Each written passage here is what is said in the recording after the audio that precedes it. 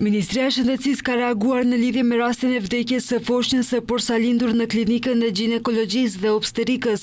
Ministria i ka shprehur ngushëllime familjes ndërsa ka theksuar se me qëllim të përcaktimit të rrethanave dhe sqarimit të plotë të rastit, Ministria Ziraliu ka iniciuar një mbikëqyrje të jashtëzakonshme inspektuese nga Inspektorati Shtetëror Sanitar dhe Shëndetësor, pas së cilës do të vijojë edhe një mbikëqyrje profesionale. Në këto momente të vështira për familjen, lusim të pritën hulumtimet e mbikëqyrjeve dhe rezultati i obduksionit, i cili është i vetmi dhe përfundimtari për përcaktimin e shkaqeve të vdekjes, në mënyrë që deri në marrjen e rezultateve përfundimtare të mos krijojë shqetësim te familja dhe në opinionin publik. Sipas storjes hulumtuese të publikuar në median Slobodën Peqa, deri te vdekja ka ardhur pas komplikimeve të shkaktuara nga trajtimi jo adekuat i mjekëve dhe kjo gjë nuk i është treguar familjes, por klinika e ginekologjisë dhe obstetrikës ka përgënjeshtruar pretendime se vdekja ka të bëjë me gabim mjekësor dhe i ka quajtur ato spekulime.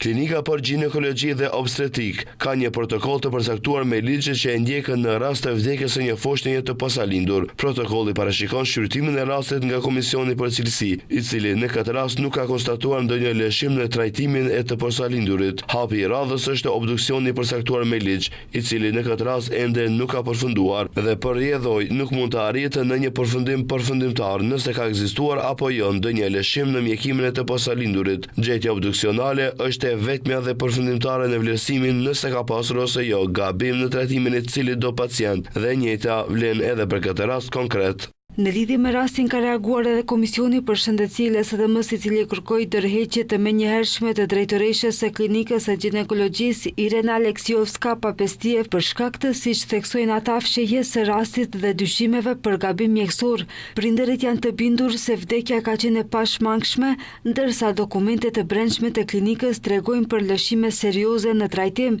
deklaroi Elena Radeska nga Komisioni për Shëndetësi i LSDM-s.